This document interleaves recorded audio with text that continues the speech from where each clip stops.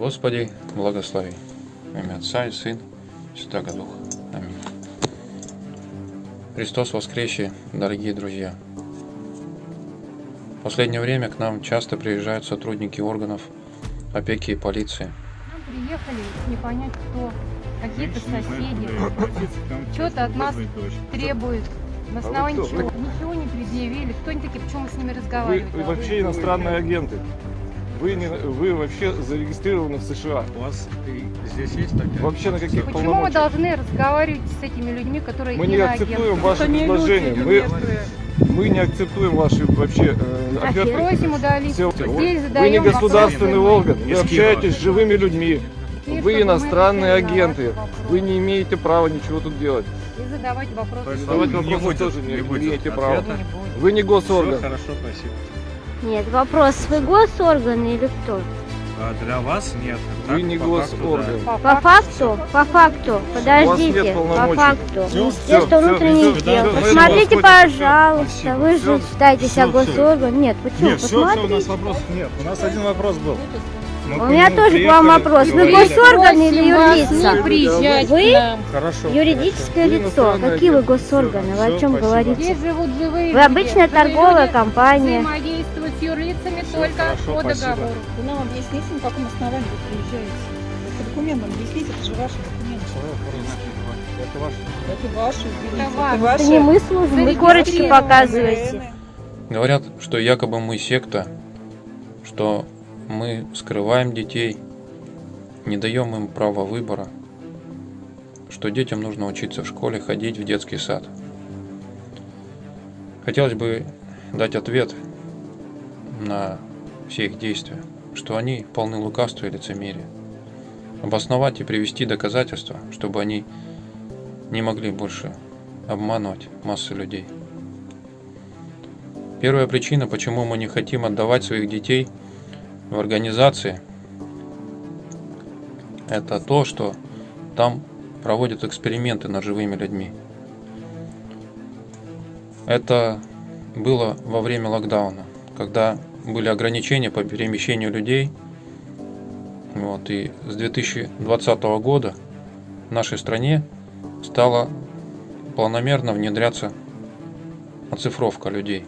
Общественность приучили за 2 года к эвакуациям в школах и садах при возникновении пожара, стрельбы, угрозы минирования или другой опасной ситуации. Но сейчас обкатывается новый вид эвакуации с дислокацией ребенка отдельно от семьи. Например, в Ивановской области были школьные эвакуации, причем родителям об этом не сообщали, а детям запрещали звонить. В Москве проходили учения по эвакуации и погрузке населения в железнодорожный транспорт. Такого никогда ранее не было. Нас вовсю готовят к применению закона о принудительной эвакуации. Часто мы не успеваем отслеживать новые законы и постановления. А зря. Эксперты, которые писали новые ГОСТы, законы о захоронениях, рассуждают так. Закон готовился полгода, чтобы вы знали. У нас еще не было прогнозов, как будет умирать российский народ. То ли он будет в день по 1000, то ли в день по 20 000. Все это требует от государства соответствующей адекватной реакции, чтобы не скулили, не ныли и не говорили. Вот Мишустин сколько мрут, а люди на дорогах лежат. Государство решило сыграть на опережении, застраховаться на тот случай, если дело пойдет по критическому пути, говорит военный эксперт, доверенное лицо Владимира Путина на выборах Виктор Баранец. Новые известия на условиях анонимности поговорили с несколькими генералами МЧС. Даже для них этот документ стал, мягко выражаясь, неожиданностью. Один из них не смог сдержать эмоций. Они там... 1 марта 2023 года вступило в силу постановление правительства 1654 об утверждении правил проведения эвакуационных мероприятий при угрозе возникновения или возникновении ЧС. Данное постановление дополняет ранее принятый в 2021 году федеральный закон 459 о защите населения и территории от чрезвычайных ситуаций. Этот закон был принят, несмотря на возмущение общественности.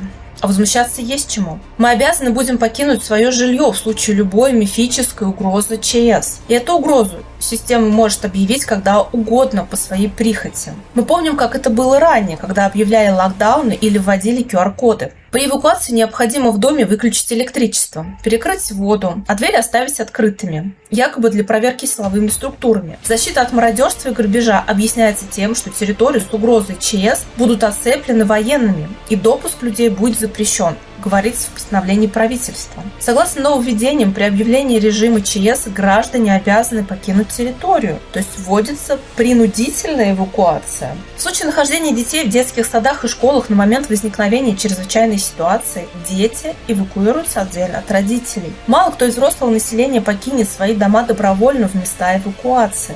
А если увезут детей, то родители, конечно, пойдут за чадом. Проходить эвакуации будут по новым ГОСТам, в которых говорится: население будет следовать к месту эвакуации. Эвакуация будет проходить под конвоем. Людей поведут пешими колоннами, кому не хватит транспорта, по 500-1000 человек. В день предусмотрено проходить 30-40 километров.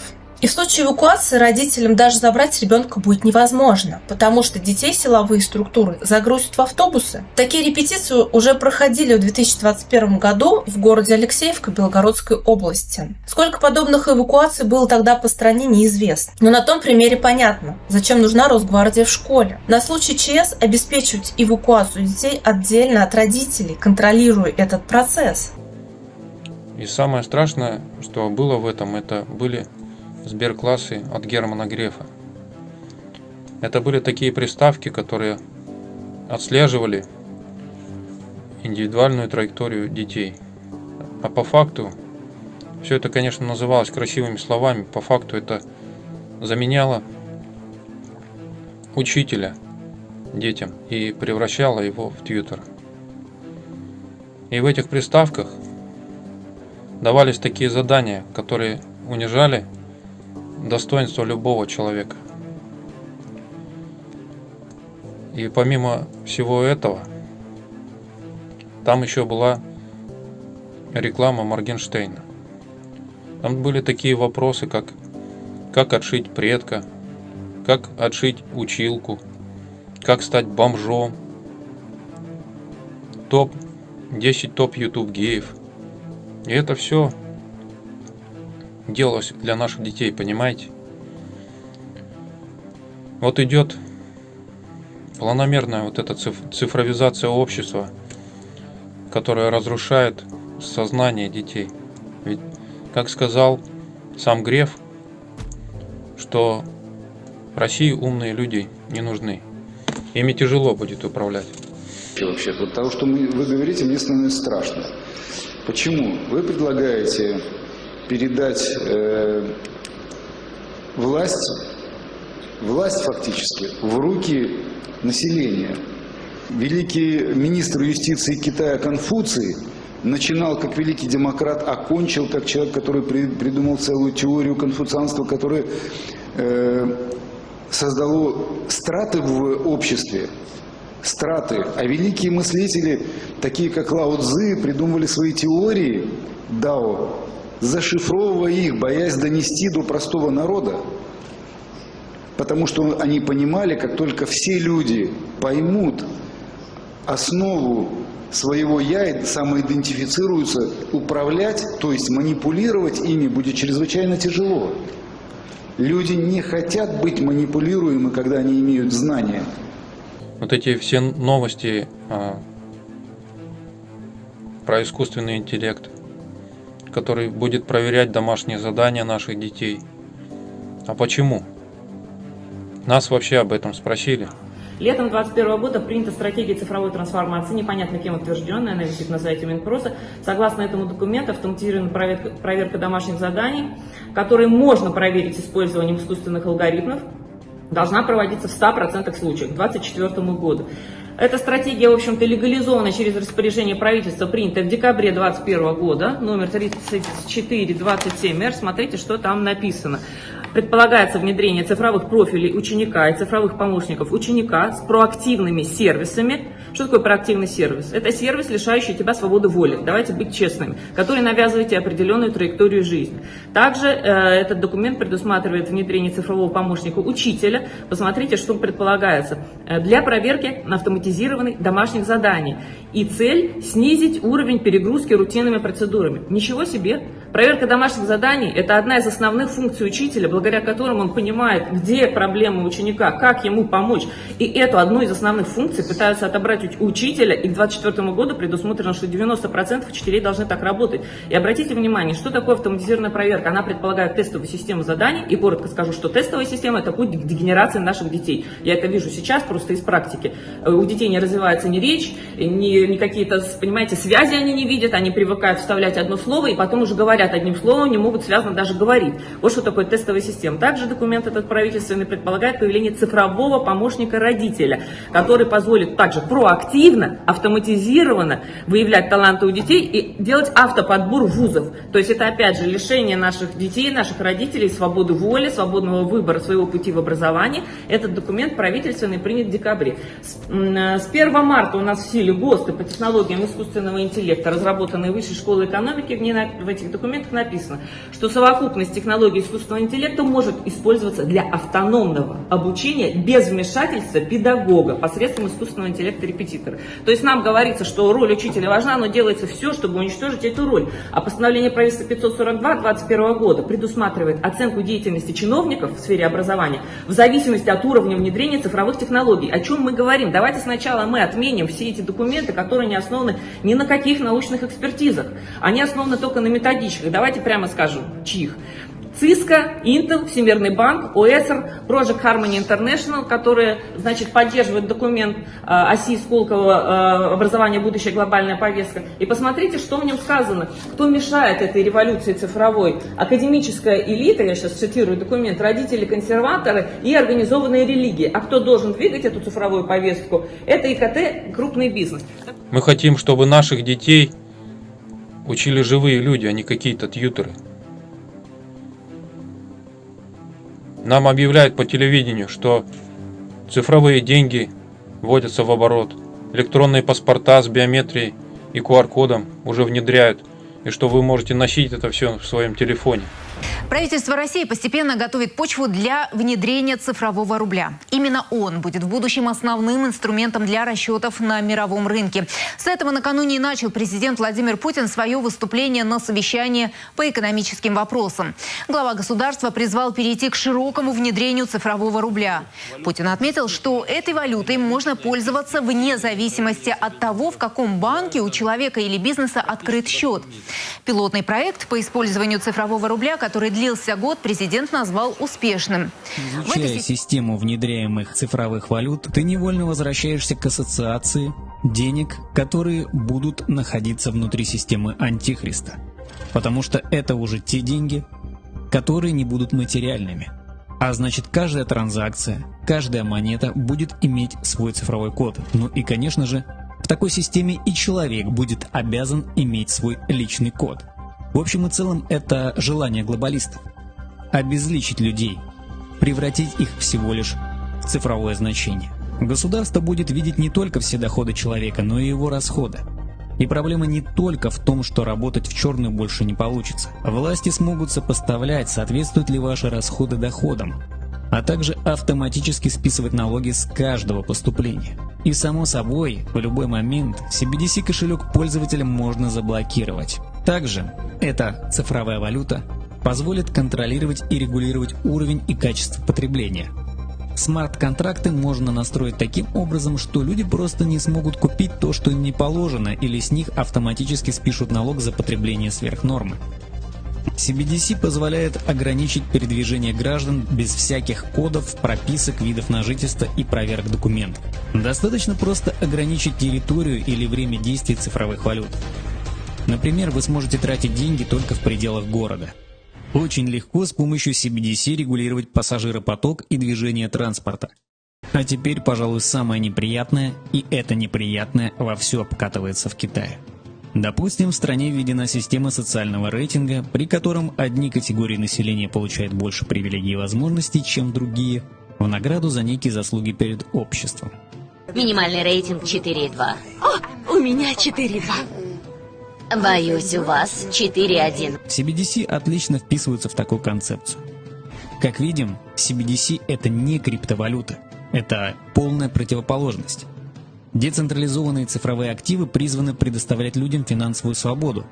а цифровые валюты центробанков дать государству инструмент для тотального финансового контроля над ними. Владимир Путин подписал указ о цифровом паспорте, который определяет случаи и порядок использования цифрового удостоверения личности вместо бумажного. Россияне смогут его предъявлять с портала госуслуг. С помощью такого паспорта, например, можно получить цифровые права, цифровые полисы общего медстрахования, карты болельщика и многое другое. Электронное удостоверение личности будет выглядеть как обычная пластиковая карточка, наподобие водительских прав, но с множеством защитных функций. Так паспорт будет снабжен чипом, носителем информации, в котором есть функция бесконтактного чтения, криптографии и QR-кодом. Фото на новом документе будет дублироваться в виде голографического изображения. Что к 2030 году наших детей чипируют по программе «Мост здоровья». На это выделили уже огромные деньги. Это сайт нового форсайт-проекта «Детство 2030». Его предлагаемые идеи – настоящий вызов общественности, делится мнением председатель Екатеринбургского родительского комитета. Во-первых, через 10 лет, прежде чем родить и воспитать ребенка, у родителей должна быть лицензия. Во-вторых, разработчики форсайт-проекта предлагают встраивать в кору головного мозга ребенка специальные чипы. 2018 год. Устройство для загрузки информации на кору головного мозга. Это я не бред говорю. Это форсайт, который толкает Общественная палата. Теперь нам говорят, что есть мясо на 3D принтере, есть еда из жуков и личинок. Пожалуйста, кушайте. Ароматный, румяный, сочный стейк, что может быть лучше, и ни одна коровка не пострадала. Этот стейк напечатан на 3D принтере. В настройках можно выбрать текстуру, прожилки и форму мяса. В принтере несколько чернил, состоящих из соевого и горохового протеина, кокосового жира и подсолнечного масла. Одни копируют мышцы, другие жир, третьи кровь. Немного ароматизаторов и стейк готов, который не просто отличить от настоящего. Русский язык, 5 класс. Часть 2, год выпуска 23. Автор учебника Ладыжинская и остальные. В этом учебнике есть такое упражнение 787. Это текст о питании, о пище людей в будущем. Здесь я обнаружила такой абзац. Уже сейчас некоторые ученые предлагают создавать еду из насекомых, червей, кузнечиков.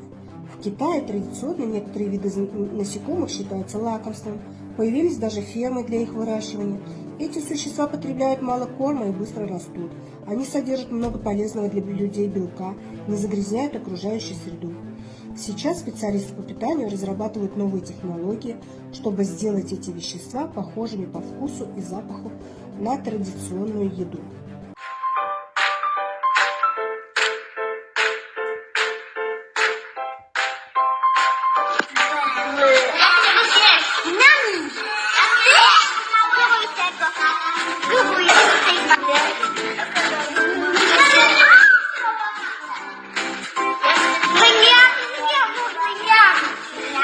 Ученые из Сколково решили опровергнуть известную сентенцию, что мухи должны быть отдельно от продуктов питания. Резидент Сколково компания «Биолаборатория» начала печь хлеб, в состав которого входят личинки тропической мухи – черная львинка. Об этом сообщила пресс-служба инновационного центра. Уточняется, что в биолаборатории вывели пропорцию. Для получения результата на килограмм муки надо добавить пару граммов протеина, добытого из мух. В октябре прошлого года правительство официально признало разведение черной львинки особым видом сельхоздеятельности. Это достаточно популярный бизнес и в других странах. Сейчас на сайте компании «Биолаборатория» указано, что из личинок мух черная львинка, она производит кормовые добавки для животных, а также протеин в капсулах и жир для людей. В биолаборатории признают, мол, пока общественное мнение воспринимает такие инновации без воодушевления, но когда люди увидят целебный эффект, то передумают. Да нет, благодарю, ешьте сами такой винегрет. Что ж ты сам не накормишь своих детей жуками-личинками и мясом этим 3D? Тот же Мишустин, который считает, что нам нужны кадры для новой цифровой экономики. Но для этого людям нужен чип в голове для национального прорыва.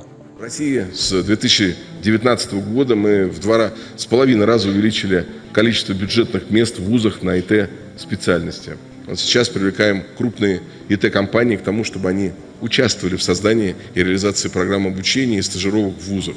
И здесь мы всегда открыты к взаимодействию с нашими партнерами по пятерке.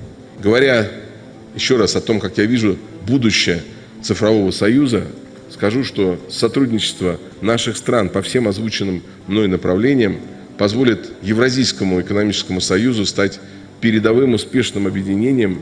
Эффективная цифровая трансформация поможет совершить рывок в будущее и обеспечить благополучие для почти 190 миллионов граждан, которые проживают в наших государствах.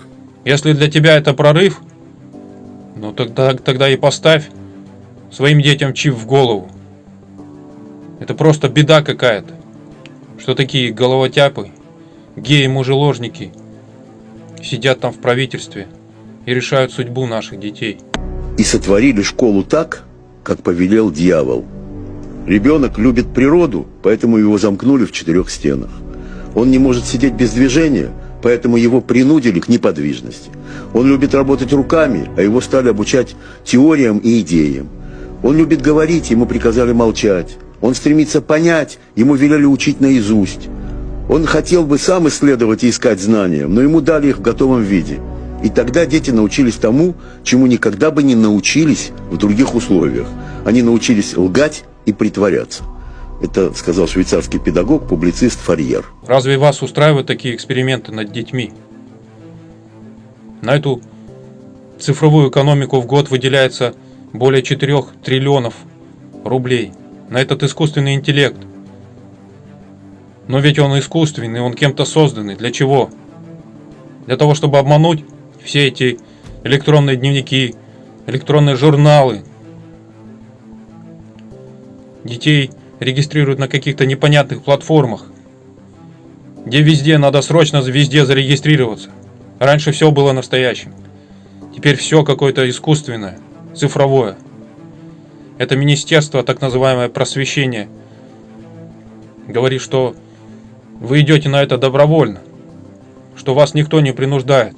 Электронные журналы и дневники медленно, но верно входят в повседневную жизнь школ. Образование не должно отставать от других сфер жизни, ведь школы воспитывают людей, которым предстоит жить в обществе будущего. А представить завтрашний день без компьютеров, интернета и других технических средств нового века уже невозможно. С начала учебного года услуги в электронном виде получают родители более чем 15 тысяч школьников. Началось все с того, что школы обязали обзавестись официальными сайтами, где представлена исчерпывающая информация об образовательном заведении. Сейчас массовое распространение получили электронные дневники и журналы. То есть получается, что вас загоняют в рабство, присваивают вам статус мертвого человека, физлица. Вы идете и сами вносите туда свои персональные данные.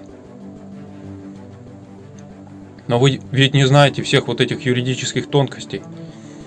Учитывая все вот эти границы, они все размыты, понимаете?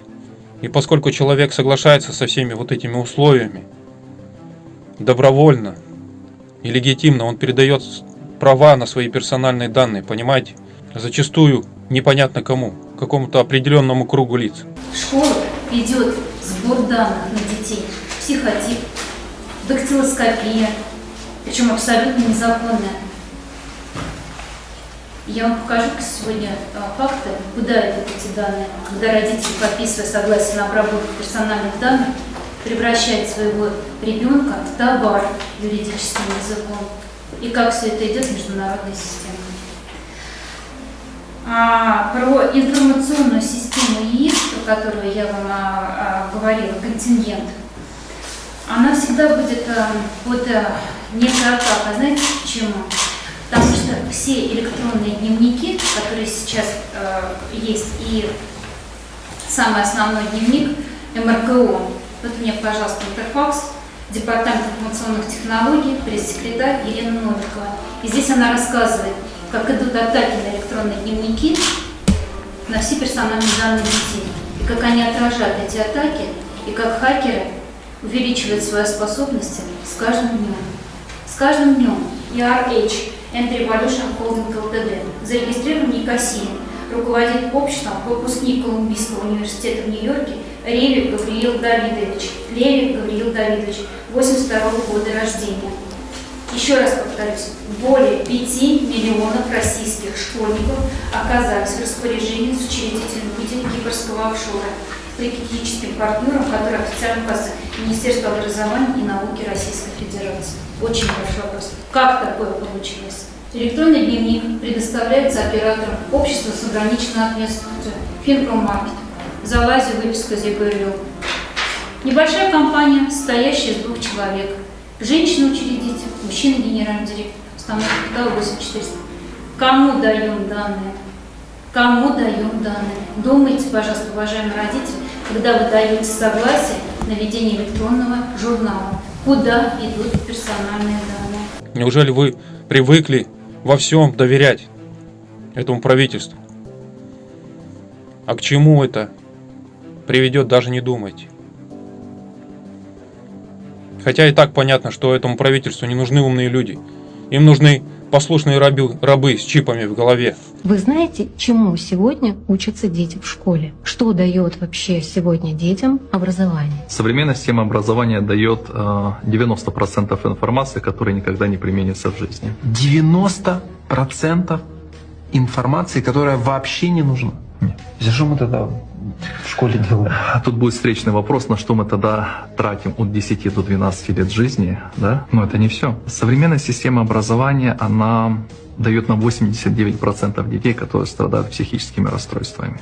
Современная система образования дает нам 93% выпускников школ, которые имеют приобретенные или хронические заболевания. И современная система образования, она дает 98% потери гениальности.